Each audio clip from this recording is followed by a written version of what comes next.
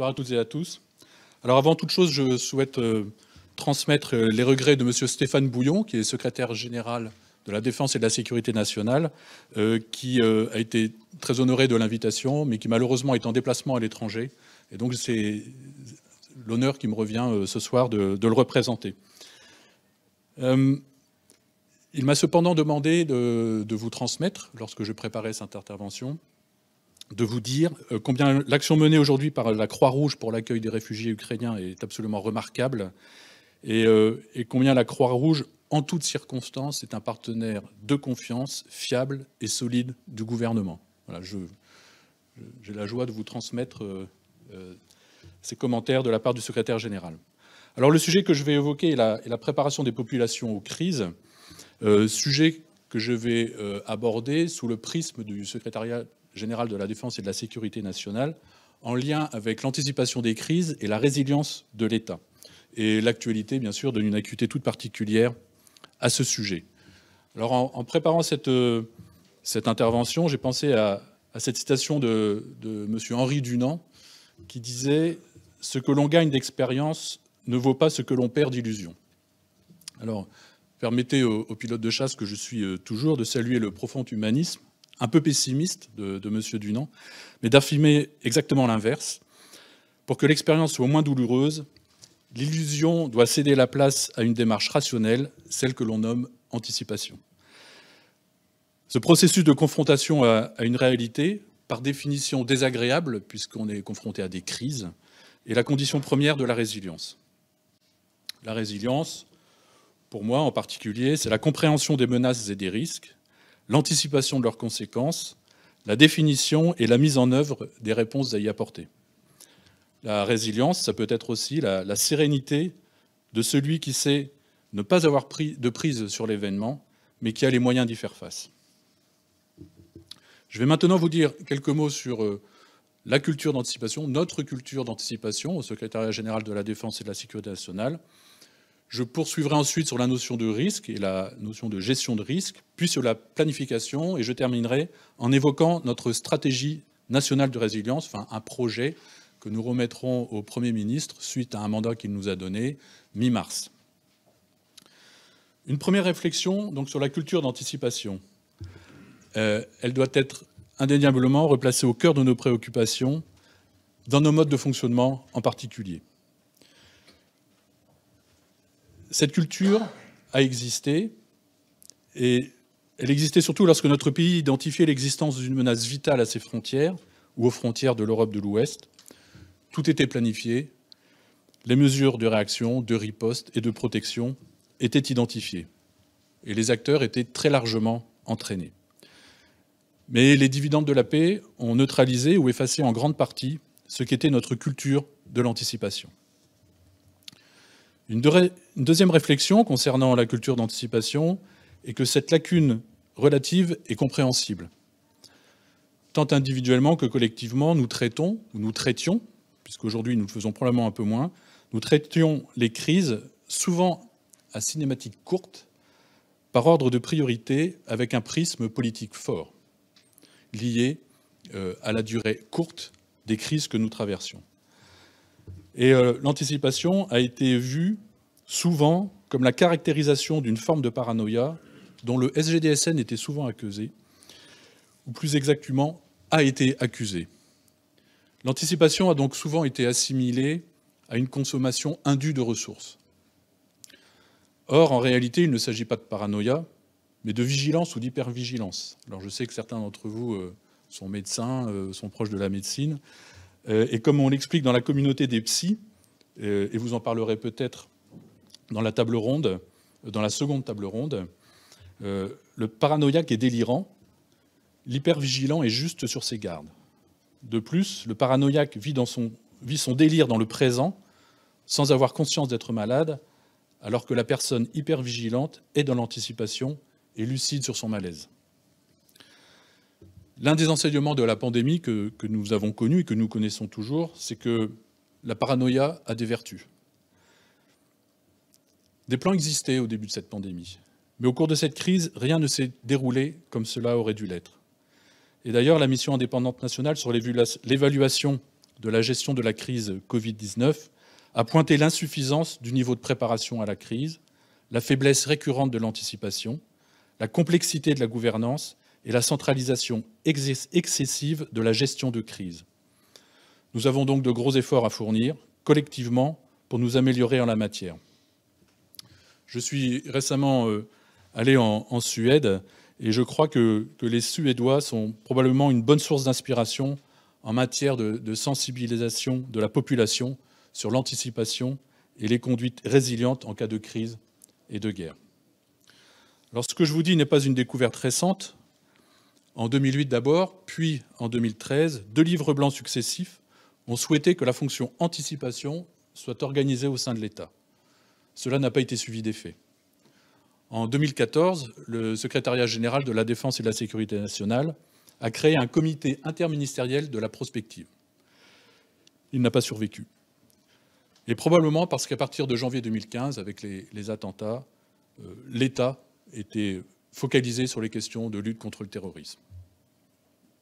Et il y a quelques mois, le SGDSN a décidé de rouvrir ce chantier d'anticipation en instaurant un comité interministériel d'anticipation. Mais ce chantier n'avancera que si les ministères, les opérateurs d'importance vitale et les acteurs pertinents qui seront associés à cette démarche se mobilisent. Et ce défi est encore devant nous. J'ai évoqué donc la culture d'anticipation. Je vais dire quelques mots sur la culture du risque et sa gestion. Pour moi, le risque se gère sur le fond, en principe avec bon sens, mais aussi sur la forme, avec un prisme politique. Et je pense que nous pouvons progresser et améliorer cette culture du risque. Il ne s'agit pas de minimiser la prise de risque, il s'agit d'être prêt à gérer les conséquences du risque, ce qui est une approche beaucoup plus constructive. Pour nous, au SGDSN, y parvenir passe par la formation, la professionnalisation des acteurs de la gestion de crise. Lorsque l'on sait gérer une crise, on peut sereinement prendre des risques calculés et faire face à des risques imprévus. Alors je ne reviens pas ici sur la typologie des risques, mais je voudrais faire une incise. Le secrétariat général de la Défense et de la Sécurité nationale est un service de l'État qui a la particularité de travailler à la fois pour le président de la République, pour l'Élysée, et le Premier ministre. Et c'est un service du Premier ministre. Et au contact des autorités, le premier risque est le risque politique. Toute crise, quelle que soit sa cause initiale, si elle est mal gérée, si elle s'étend, si elle dure, même si initialement elle a été bien gérée, elle devient une crise politique.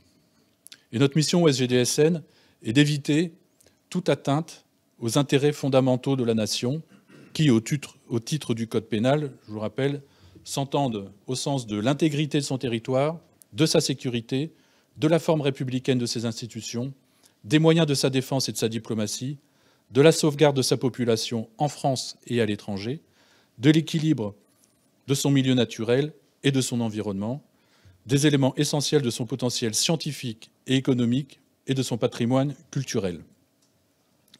Or, on sait que la crise, quand elle devient politique, peut entraver la capacité de réponse de l'État.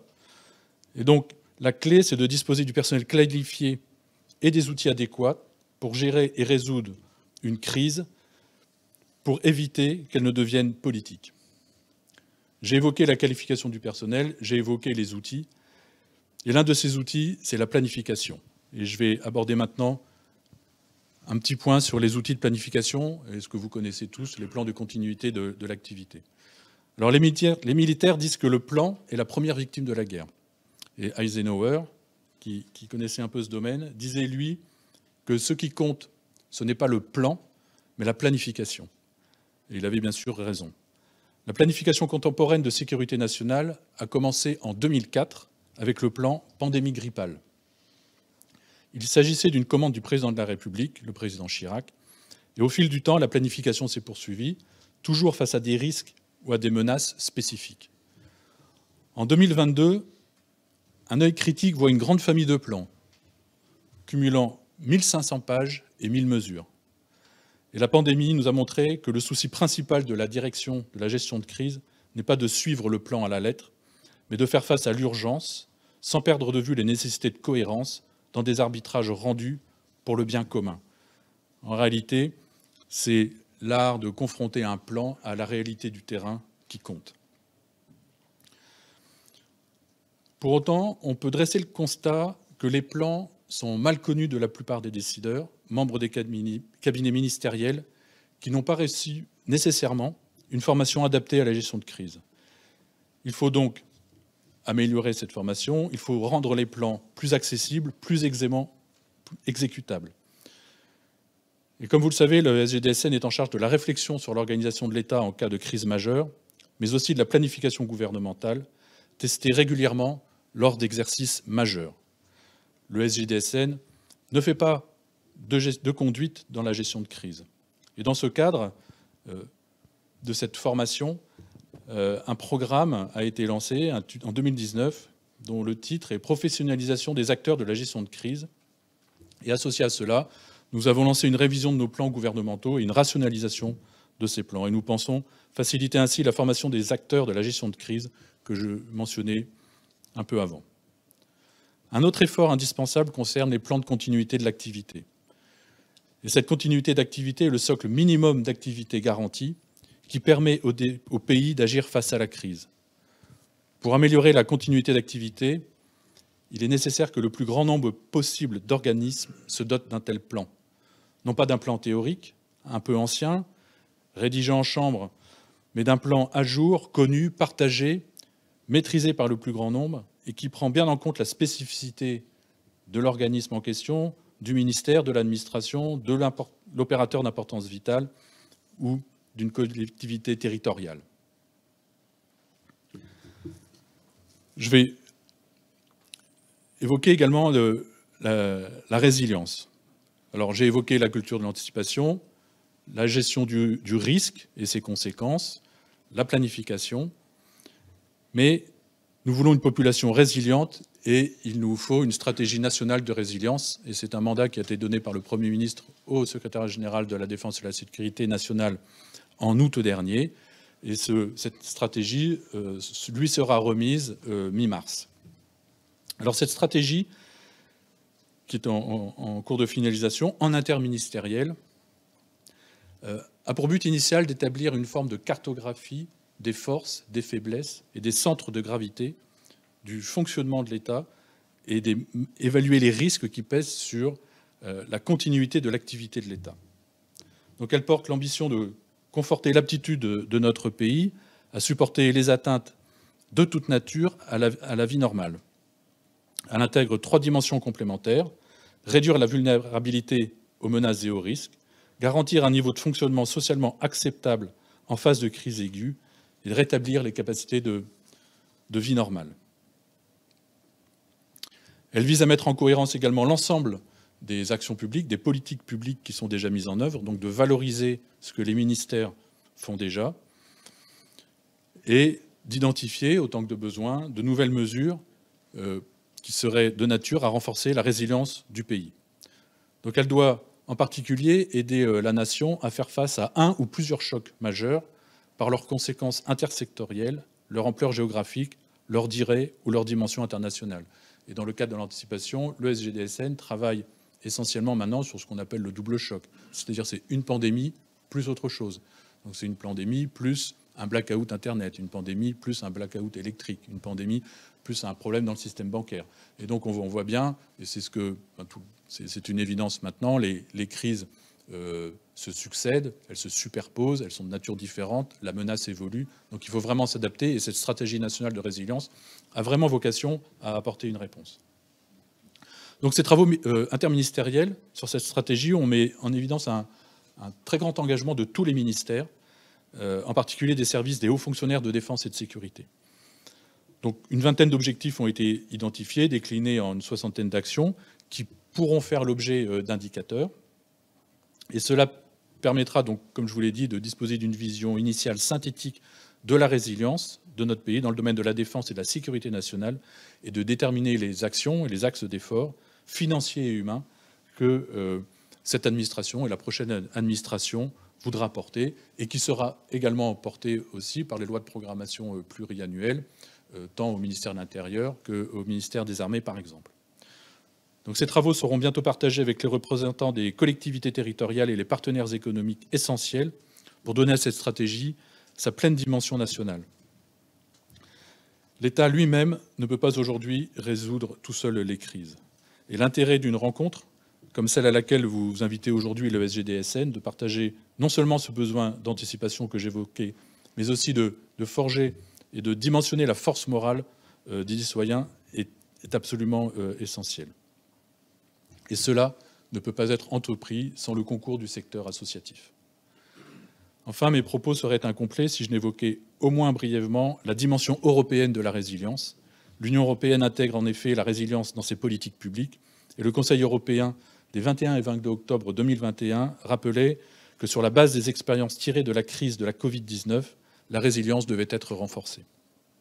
Donc c'est le sens des conclusions adoptées le 23 novembre 2021 sur le renforcement de la préparation, de la capacité de réaction et de la résilience face aux crises.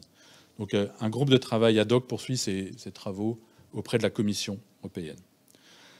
Donc je conclurai en disant que la pandémie a été et est toujours un événement d'une ampleur bien supérieure à ce que n'importe qui aurait pu imaginer, à ce que le monde entier avait anticipé.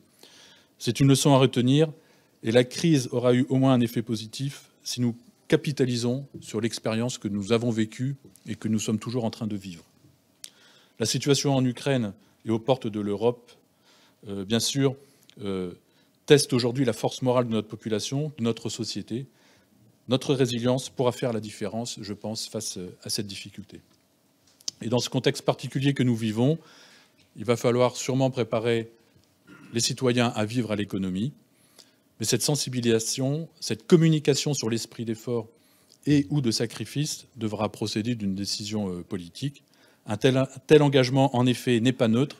Et c'est ça rejoint la fameuse formule que le président Macron a formulée à propos du Covid, « Nous sommes en guerre ». Donc c'est collectivement que nous la ferons croître.